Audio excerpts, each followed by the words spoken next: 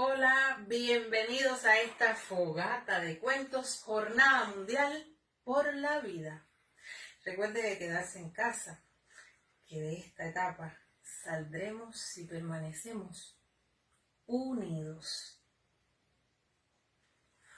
Un hombre ya entrado en años pasó una vez varios meses trabajando como alambrador en una finca.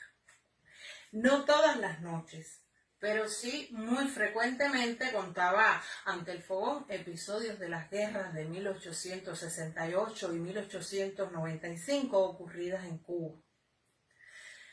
Los trabajadores, toda gente joven, más los dos muchachones, hijos del dueño de la finca, lo escuchaban siempre con mucho interés. Y muchas veces le pedían que recordara algún cuento para ellos o que repitiera este o el otro.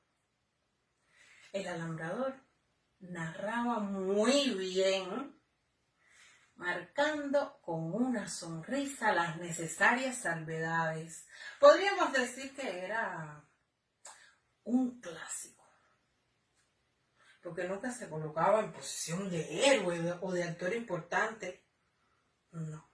Reconstruía y marcaba los hechos con el ánimo y desde los puntos de vista de un observador que tuviera el poder de estar en todas partes.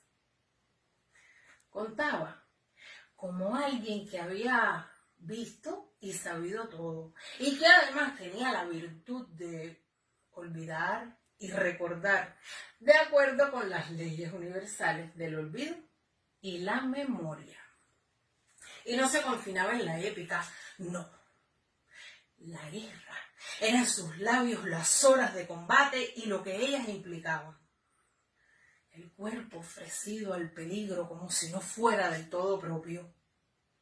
La muerte, rondando a cada uno, como una mosca verde llamada por el olor del coraje. Y el miedo sacando de pronto su cabecita de víbora por imprevistas grietas del alma. Un día, en plena contaba, uno de los hijos del dueño de la finca le preguntó: ¿y usted? ¿Cuántos años tiene? Yo, 68.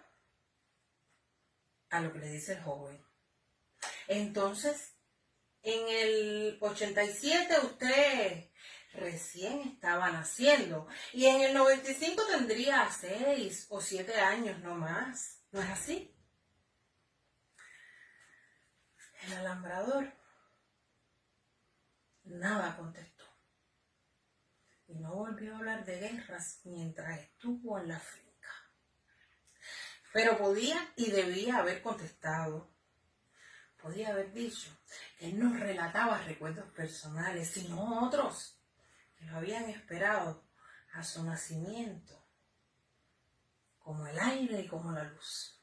Podía haber hablado de lo que la sangre parece heredar directamente de la sangre, del mundo en que se había criado y de cómo se graban las imágenes en el alma de un niño. También podía haber dicho que por su boca contaban sus abuelos, su padre, sus tíos y tantos otros hombres muertos de su familia. Y finalmente podía y debía haber puntualizado que no era él un mentiroso, sino algo muy distinto y diferente, algo mágico y sagrado. Un narrador, Mario Arregui.